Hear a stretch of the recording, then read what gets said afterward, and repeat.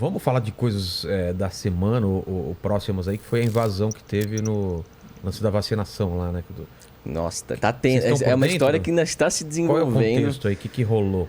Cara, falar de segurança em governo é um negócio complicado. Toda hora tem. Se a gente, acho que esse podcast pode ser repetido toda semana, que acho que vai estar. Vai ter tá- pauta, Vai ter update. pauta, que sempre alguma É. coisa do governo acaba sendo hackeada. Mas vamos lá. Na sexta-feira, se não me falha a memória, acho que foi na sexta, o site do. Sexta passada. Do sexta Isso. passada, o site do saúde.gov.br, né? Ministério da Saúde, estava desfigurado. Então tinha uma mensagem ali do atacante, como a mensagem do site, Sei. dizendo que tinha acessado a rede dos caras, que tinha baixado 50 teras de dados dos caras e excluído. E que Dos aquilo ali- caras, vale dos- dizer, também da população. Das Exato, pessoas. dos sistemas Tá. do Ministério da Saúde. Pelo menos era o que a gente tinha de 50 percepção inicial. terabytes. É. E apresentou isso como um ransomware, que é esse vírus que a gente estava falando no início, que é...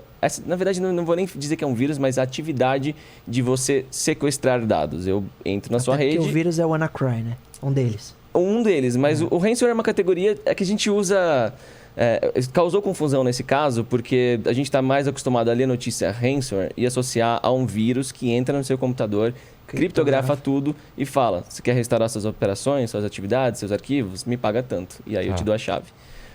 Só que nesse caso, logo de cara a Polícia Federal falou que não tinha essa infecção por vírus e tudo mais. Mas o que não deixa de poder existir a atividade similar à do ransomware, do vírus, que é o cara entrou na rede, baixou os dados, excluiu os dados e cobra. Quer de volta? Eu faço upload, mas me paga. Né? Então, pelo visto, foi o que aconteceu por lá.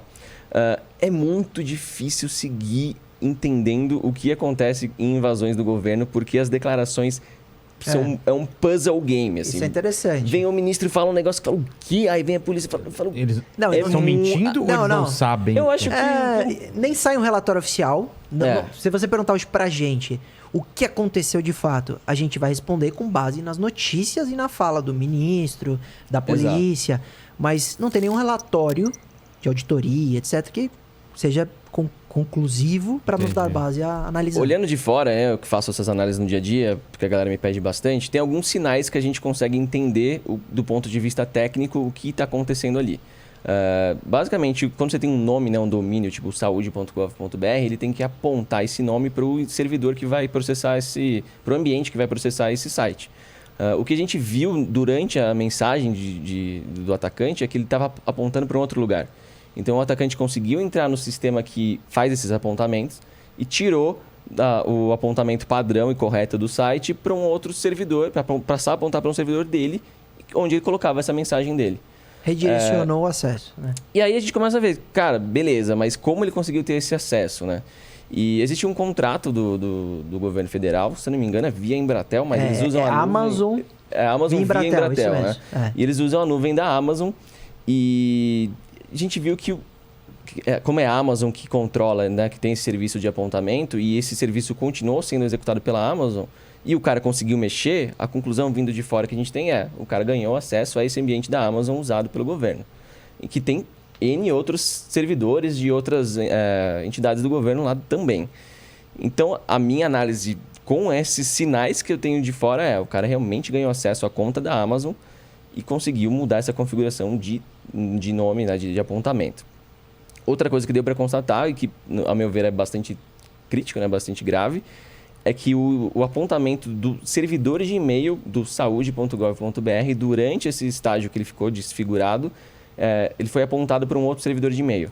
Isso significa que, durante esse período, que mandou e-mail ia para o servidor do hacker. Né? Ele recebia os e-mails criminoso. que eram direcionados ao SUS, ao Ministério da Saúde, etc. Durante esse período que essa informação ficou configurada lá. Isso.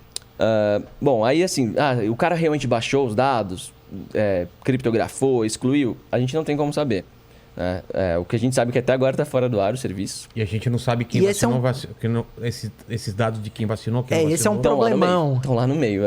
Porque ele tirou do ar o serviço do aplicativo Conecta SUS e do site para emissão de certificado de vacinação, para você viajar, tudo saiu do ar. Está fora do ar.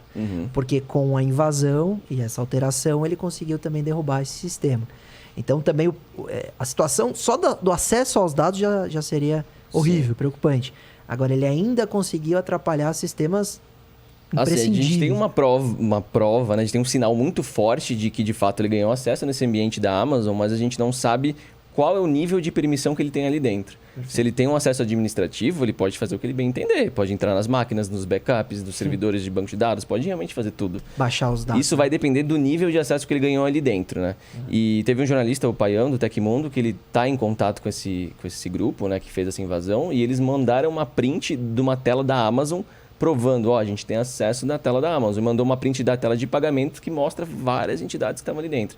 Tanto que, se não me engano, acho que a Polícia Rodoviária Federal já se manifestou que foi invadida também pelo mesmo grupo, porque tava tudo nesse... Teve mais um. Teve mais um, agora não tô lembrando também. Eles estão pedindo grana, não? Você sabe? Aí que tá. Eles colocam uma mensagem de contato, supostamente para isso, para negociar e pedir grana.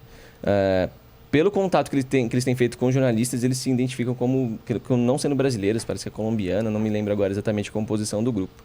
O que é um pouco confuso sobre esse negócio de pedir grana é que geralmente os grupos que têm essa finalidade, né, são organizações criminosas grandes, estruturadas e que realmente ganham direito ao business model, infectar a empresa, tirar os dados e pedir grana.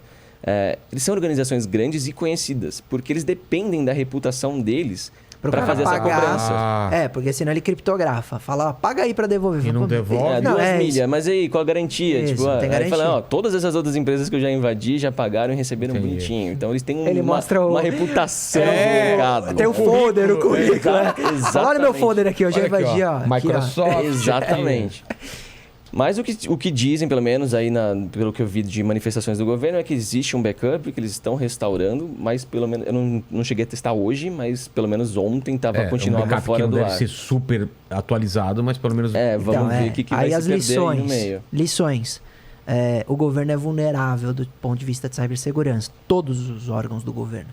Não é só saúde e tal. não só aqui, né? Os caras já invadiram os Estados Unidos, invadiram tudo. Mas aí, quero falar, investem menos. Aqui é uma zona, né? Investem menos. Outra situação, você falou, será que eles querem cobrar?